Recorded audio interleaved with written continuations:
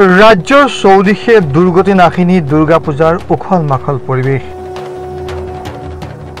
আধ্যাত্মিক আৰু ধৰ্মীয় ৰীতি পৰম্পৰাৰে উদযাপন কৰা হ'ব দুৰ্গা পূজা পূজা বুলি ক'লে সকলোৰে মনলৈ আহে জেলেপি কেৱল পূজাতেই নহয় আজিকালি প্ৰায়বোৰ উৎসৱ পাৰ্বণতেই প্ৰচলন হোৱা দেখা যায় জেলেপি স্থানভেদে জেলেবিক জিলাবি বা জেলেবি বুলিও জনা যায় দুৰ্গা পূজাৰ শুভক্ষণত এই মিঠা খাদ্যবিধৰ বিষয়ে কিছু জানো আহক এটা ফাৰ্সী শব্দ জলবৰ পৰা জেলেবি নামটোৰ সৃষ্টি হৈছে এই জলব শব্দটোৰ অৰ্থ হৈছে ঘূৰণীয়াকৈ পাক খাই যোৱা বিশেষকৈ পূজা বা আন কিছু উৎসৱ পাৰ্বণতো জেলেবিৰ প্ৰচলন দেখা পোৱা যায় পূজা নাইবা উৎসৱ পাৰ্বণৰ পৰা ঘৰলৈ উভতাৰ সময়ত জেলেবিৰ টোপোলা লৈ অহাটো যেন এক প্ৰকাৰে সকলোৰে অভ্যাসত পৰিণত হৈছে ই বৰ্তমান সময়ত আমাৰ সমাজত এক পৰম্পৰাগত মিঠাই হিচাপেও পৰিগণিত হৈ পৰিছে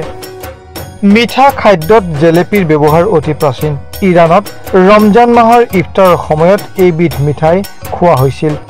10ম শতিকাত আৰবী ভাষাত লিখা কিতাব আল তাবিখ গ্ৰন্থত জালাবিয়া নামে এবিধ মিঠা খাদ্যৰ কথা উল্লেখ আছে 13 শতিকাত পাৰ্চিয়াত মোহাম্মদ বিন হাসান আল বাগদাদীৰ এখন খাদ্য সম্বন্ধীয় গ্ৰন্থতো একে ধৰণৰ খাদ্য উল্লেখ আছে বাণিজ্যিক কাৰণত ভাৰত আৰু ইৰাণৰ সম্পৰ্কৰ ফলতে এইবিধ মিঠাইৰ ভাৰতলৈ আগমন হয় আৰু জেলেপি বা জেলেবি নামেৰে জনাজাত হয় 15 শতিকাত ভাৰতৰ আনন্দোৎসৱ বা পূজা আদিত ব্যৱহৃত খাদ্য হৈ পৰে এই জেলেপি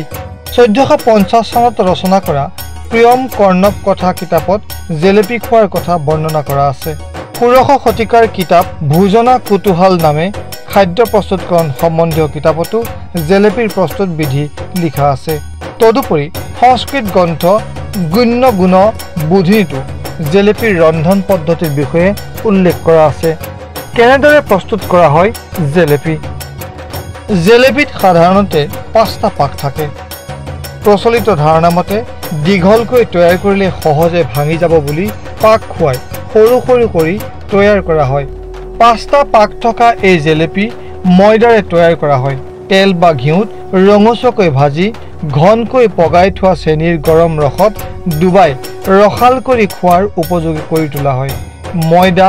2 ঘণ্টামান আগতেই পানীৰে লেপথেপিয়া কৰি সানি থৈ পিছত কাপোৰত টোপোলা বান্ধি এটা সৰু ফুটাৰে একেৰাহে ৰছী এডাল পাক খুৱাই পেলোৱাৰ দৰে গৰম তেলত পেলাই ভজা হয় ভজা হলে চেনিৰ ৰসত কিছুপৰ ডুবাই তুলি অনা হয় কোনো লোকে চাউল বা বাকলি নথকা মাটি দাইল বা ৰহৰ দাইলৰ গুড়ি আৰু প্ৰকাৰভেদে পনীৰ মাৱা চানা আদিও ব্যৱহাৰ কৰে জেলেপিৰ 5টা পাকক মানুহৰ জটিল মানসিকতাৰ লগতো একাংশই তুলনা কৰে অসমতো লোককথাত জেলেপিৰ পাক বুলি এটা খণ্ডবাক্যৰ প্ৰচলন আছে এই খণ্ডবাক্য নেতিবাচকভাৱে ব্যৱহৃত হয় কোনো লোকে আচল কথা পোনে পোনে নকৈ পাকে প্ৰকাৰে ক'লে জেলেপিৰ পাক লগাই কোৱা বুলিও কোৱা শুনা যায় এক কথাত ক'বলৈ গ'লে পূজাৰ লগত যেন এক নিবিড় সম্পৰ্ক গঢ় লৈ উঠিছে জেলেপিৰ মহানগৰৰ পৰা বিশ্বজিৎ দাসৰ ৰিপৰ্ট এনি ভাৰত 24 জুবিন গাৰ্গৰ গীতসমূহৰ ওপৰত আধাৰিত গানে কি আনে নামৰ এটা সুন্দৰ অনুষ্ঠান আপোনালোকৰ ওচৰলৈ আহি আছে অতি শীঘ্ৰে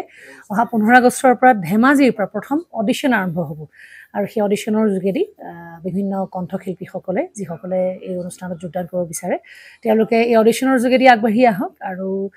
জুবিন গাৰ্গৰ বহুত ভাল লগা গান আমি সদায় শুনি আহোঁ আৰু আপোনালোকৰ যদি ভাল লগা গান থাকে জুবিন গাৰ্গৰ আপোনালোকে গাই ভাল পায় তেন্তে অডিশ্যনত যোগদান কৰক মোৰ ফালৰ পৰা আন্তৰিক শুভকামনা থাকিল এই সম্পূৰ্ণ অনুষ্ঠানটোলৈ ধন্যবাদ